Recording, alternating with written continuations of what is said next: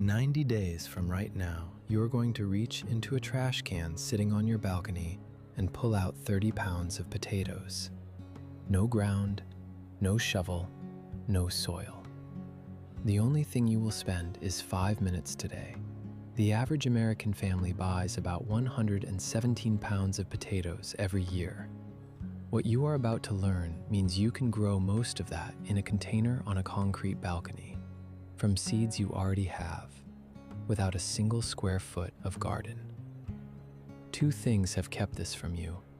One is a myth so embedded in Western food culture that even experienced gardeners believe it. The other involves a chemical that has been on your grocery store potato for decades, and whose only purpose is to stop a potato from doing exactly what you are about to make it do. By the end of this, you will have the exact method. But first, you need to understand what a potato actually is, because almost everything you believe about growing one is wrong. Somewhere in the Andes Mountains, between 8,000 and 5,000 years before the Common Era, a civilization domesticated a plant that would eventually feed the world. They did not start with a gentle crop. They started with something that grew above 12,000 feet, in soil so cold and thin that nothing else survived. They did not tame this plant, they recognized it. By the time Spanish explorers arrived in the 16th century, Andean civilizations had developed over 3,000 distinct varieties. 3,000. The modern global food industry has commercially standardized that down to approximately five varieties.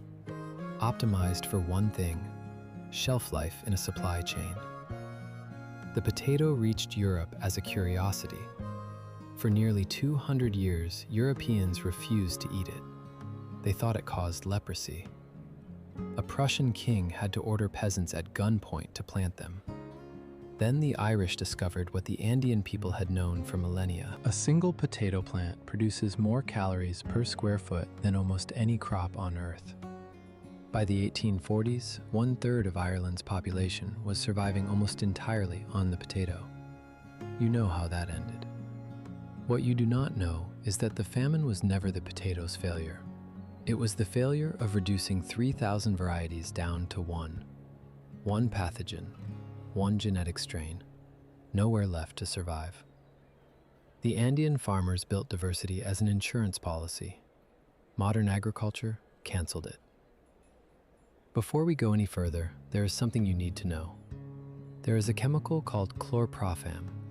You have never heard of it. It has been applied to almost every commercial potato in your supermarket for decades. Its one purpose: to stop the potato from sprouting, to interrupt the biological signal the plant uses when it is ready to grow. The FDA classifies it as a pesticide. The agricultural industry calls it a post-harvest treatment. The potato just sits in the bag, unable to do what it has done for 10,000 years. The next time a potato in your kitchen refuses to sprout, that is not a dead potato. That is a suppressed one. Buy certified seed potatoes. They are untreated. They will sprout within days. Or find an organic variety at a farmer's market. The plant is ready. You just have to give it something the grocery store took away. Here is what nobody taught you in school. The part of the potato you eat is not a root. It is a tuber, a swollen underground stem, a survival vault, packed with every compound the plant needs to reboot itself after months of dormancy. A medium potato contains more potassium than a banana, significant vitamin C, vitamin B6, manganese, magnesium, and folate. Research from the University of Maine found that purple and red flesh potatoes contain anthocyanins, the same antioxidants found in blueberries, at concentrations that rival commercial supplements. But here is the detail the produce industry does not highlight. When you cook a potato and let it cool, the starch molecules rearrange. They form a structure your digestive enzymes cannot break down. It passes through your stomach intact, into your colon, where it feeds the bacteria your immune system depends on, lowers your blood sugar response, and may reduce colon cancer risk. A chilled potato is a different food than a hot one. cooling it manufactures something new.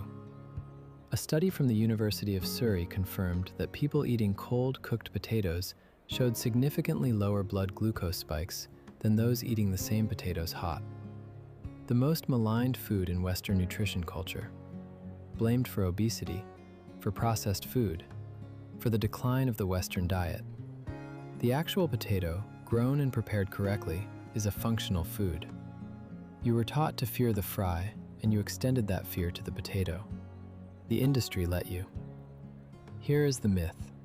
Potatoes need ground, they need digging, they need a garden bed and a shovel, and at minimum a backyard. All of that is wrong, and understanding why requires understanding one thing about how potato plants work. The potato does not grow its tubers in the ground, it grows them on its stem. Every buried node along the potato stem is a potential tuber. Bury more stem, get more potatoes. This is the agricultural principle called hilling, mounding growing medium up around the plant as it grows, burying more and more stem, triggering new tubers to form along every buried inch. Soil is one option for that growing medium. It is not the only option. Dry cereal straw, wheat, oat, or barley is a near-perfect alternative.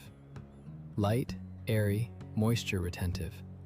Loose enough that tubers expand without resistance. It does not compact. It does not crust. When you harvest, you move the straw aside and the potatoes are sitting right there. Clean, undamaged. No digging required. Research from multiple university agricultural extension programs confirms straw-grown potatoes produce yields equivalent to soil-grown potatoes, with fewer pest problems, no compaction, and dramatically easier harvesting. And here's the part that should stop you. This method was not invented by a YouTube channel. Scottish farmers used deep grass and bracken over seed potatoes for generations. Cordillera peoples in the Philippine highlands grew root crops in layered organic mulch at altitude. West African farmers used organic debris mounding without tilled soil for centuries. They had no contact with each other. They all arrived at the same conclusion. The potato does not need soil. It needs structure, moisture, and burial. No corporation can build a supply chain around something you figure out in an afternoon with a $5 bale of straw. So that information was never standardized, never taught. It simply became invisible. You need 4 things. A trash can, 30 gallons. Drill 8 holes in the bottom. 2 minutes. A bale of straw. Wheat, oat, or barley straw from any garden center. $5. This is your growing medium, not soil. Straw. Seed potatoes, $3 per pound, or use the potato in your kitchen that is already trying to grow. Cut it into pieces, 1 eye per piece, and set them on a dry towel for 48 hours. The cut surface seals itself. The potato knows how to protect itself. No chemicals required. Clean water. That is the entire supply list. Everything else is time. Place 6 inches of loosely packed straw at the bottom of the can. Lay your seed potato pieces on top, eyes facing up, spaced 6 to 8 inches apart. 3 to 4 pieces per 30-gallon can. Cover with another 4 inches of straw. Water until the straw is damp throughout, not soaked. Squeeze a handful. It should hold moisture without dripping. That is your target. Move the can to any location that receives 6 hours of sunlight per day.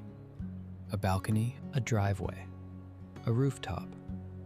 If you are in a northern climate, wait until nighttime temperatures hold consistently above 45 degrees Fahrenheit. Setup complete. 5 minutes. Now you wait. For the first 10 days, nothing visible happens. The can sits there. Straw, silence, darkness.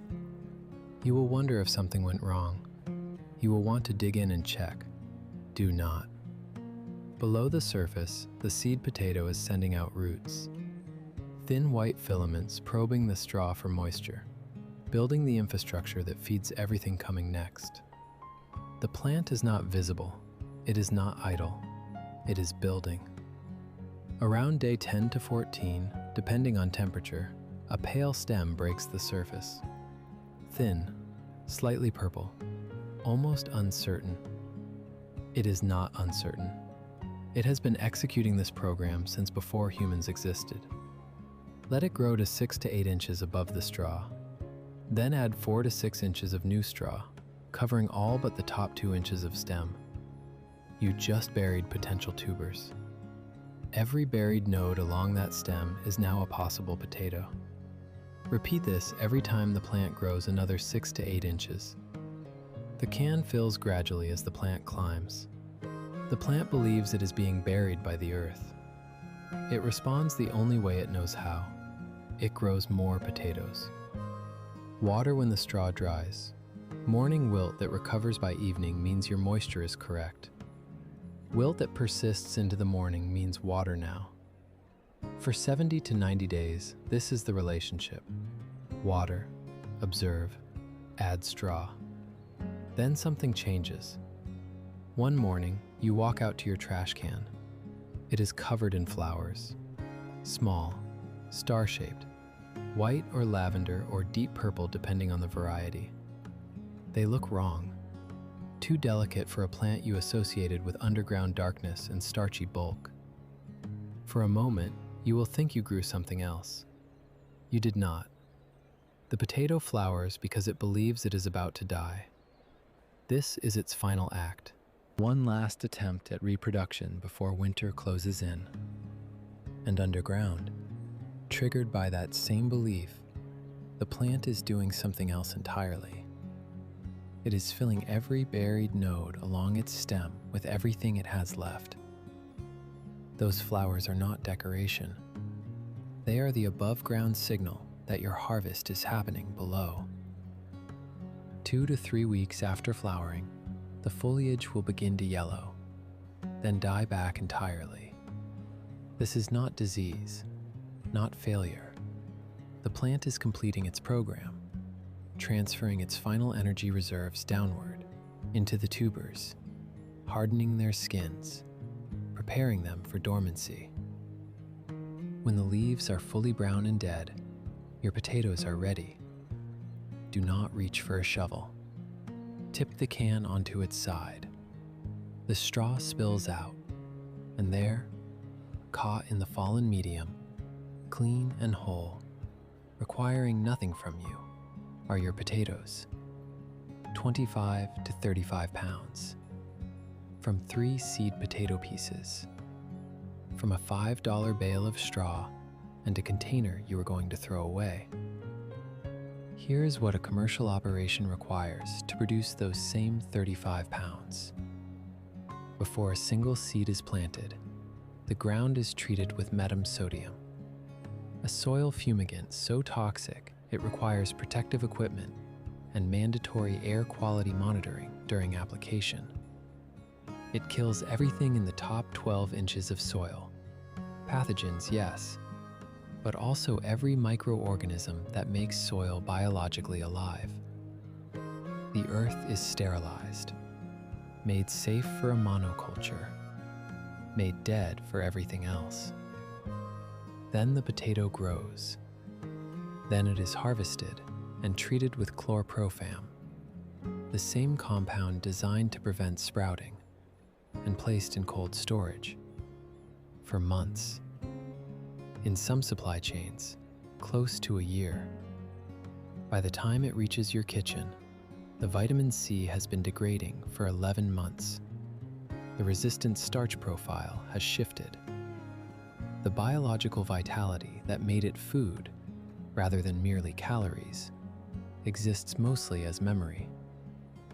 Your trash can potato was alive this morning. No fumigation, no suppression chemicals, no refrigerated truck traveling 1,200 miles, no processing facility positioned between you and your food. You watched this plant grow from a single sprouting eye to 30 pounds of harvest over 90 days. The Andean farmers who first cultivated this plant understood something that was quietly erased during the industrialization of food. The potato does not need you to be an expert. It does not need a farm. It does not need tilled ground or specialized equipment. It needs a signal, moisture, darkness, something to grow through. It has been waiting, in every dormant eye, in every sprouting potato left too long on a kitchen counter, since long before the concept of a grocery store existed. The potato is not a domesticated plant. It is a survivor that agreed, temporarily, to work with us. 3 trash cans started 30 days apart, a rotating harvest cycle where one can is always in its final weeks as another is just beginning. Enough yield that you never buy a commercial potato again. Enough biological knowledge that if the supply chain broke tomorrow, not hypothetically, but actually, you would not panic. You would walk out to your balcony. The Irish famine was not a failure of the potato. It was the failure of reducing 3,000 varieties to one pathogen, one point of failure, no variation left to survive. Your trash can is not a farm. It was never meant to be, but it is a second point, a node outside the system. A small, quiet act of not being entirely dependent on a supply chain that treats your food as inventory. Nutritional independence does not require land, money, expertise, or anyone's permission. It requires a trash can, a bale of straw, a potato that is already trying to grow, and 5 minutes today. The next video answers the question this one does not. If the potato can do this, what else can? Subscribe, because what is coming next is not just about gardening.